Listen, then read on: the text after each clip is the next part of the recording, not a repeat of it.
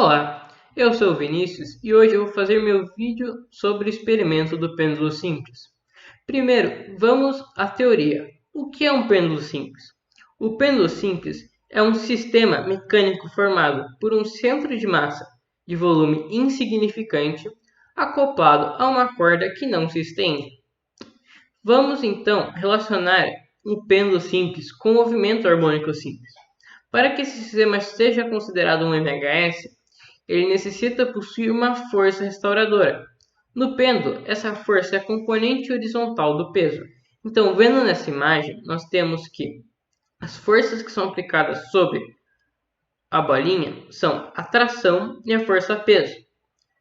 A força-peso, se nós considerarmos os eixos cartesianos x nesse sentido aqui e o y no sentido da tração do fio, nós podemos decompor a força-peso e achar duas componentes, componente x, que é a força restauradora, e a componente y, que vai conflitar com a tração do fio.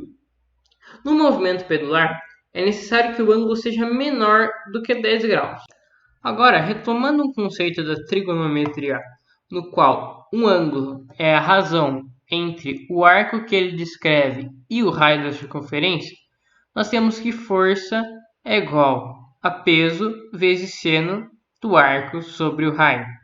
Nós sabemos que por esse ângulo ser muito pequeno, o seno dele é muito parecido.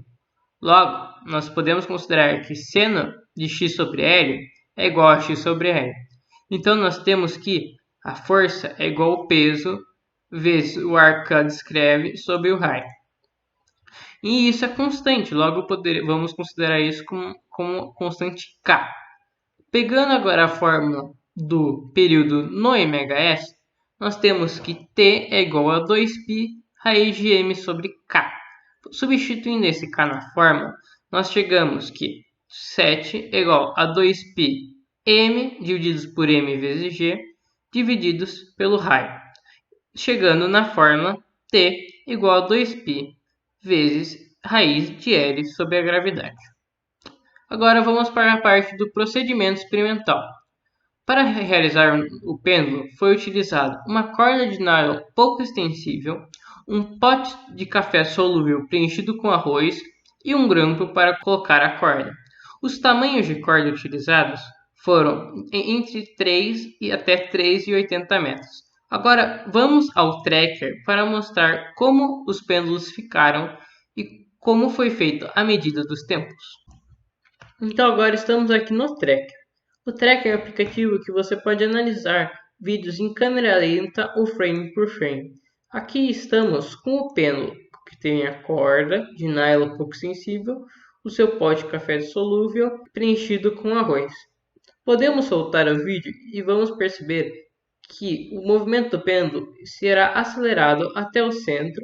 Ele começará a desacelerar até chegar na amplitude máxima, como podemos ver nesse exato momento. Ele continuará fazendo esse processo infinitamente caso nós estivéssemos em um local onde não houvesse perda de energia para outras causas, como por exemplo a resistência do ar. Neste caso, o pêndulo continuará a oscilar, mas sua amplitude diminuirá, porque haverá uma dispersão de energia. Podemos ver em outros tamanhos que quanto maior o L, maior o período.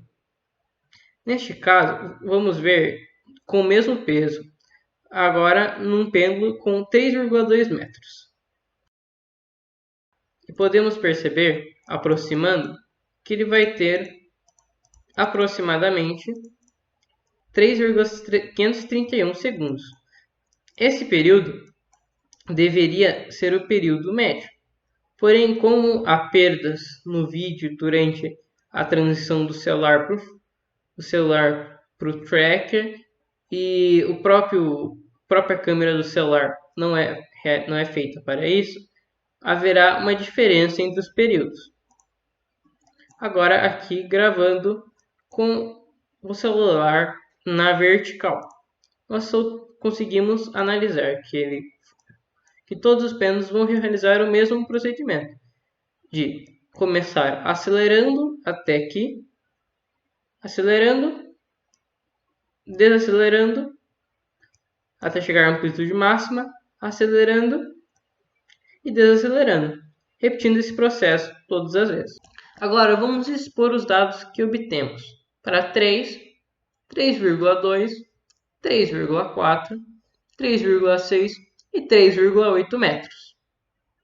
Agora, nessa tabela final, nós temos o tamanho da corda, o período teórico medido a partir da gravidade que o Departamento de Física da UFPR mediu e o período prático, que foi o período que eu medi.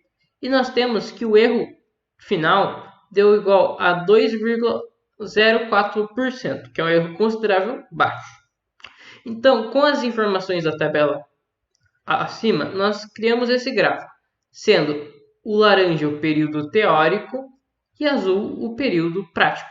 O problema é que essa não é a melhor forma de representar essa relação, pois T é proporcional à raiz de L, não a L. Então criamos um gráfico com L', que L' é raiz dos valores de L. E chegamos nesse resultado. Nós sabemos que a fórmula do período é igual a 2π raiz de L sobre G. Nós sabemos então que 2π sobre raiz de G é uma constante. E essa constante é igual a esse valor que nós temos aqui, que é o valor do coeficiente angular da nossa função. Agora, calculando G, nós chegamos nesse resultado, que, comparado com o resultado da UFPR, temos uma total de erro de 2,0854. Esse erro é ocasionado por muitas coisas, como a perda de energia para o ar, a falta de precisão dos equipamentos de medida, entre outros.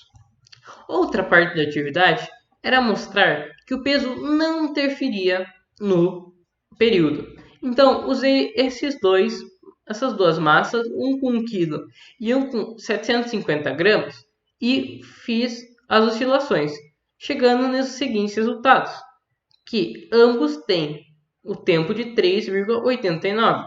Mas há uma pequena diferença. Essa diferença é ocasionada pelo erro, e o erro é ocasionado pela resistência do ar, a rotação, que não deveria acontecer do centro de massa, entre outros, além da imprecisão dos equipamentos de medição e dos celulares.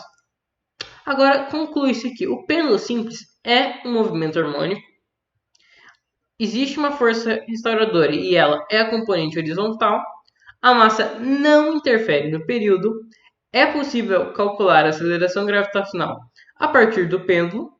Esses foram os resultados que eu atingi, e que fatores como a resistência do ar, a rotação do centro de massa e a perda de frames interferem no valor final. Isso ocorreu principalmente porque esse experimento foi realizado em casa, sem auxílio de um professor. Então, muitos erros desse poderiam ser evitados caso esse experimento fosse feito em um laboratório com auxílio de profissionais. Então é isso, pessoal. Espero que tenham gostado do vídeo. Valeu!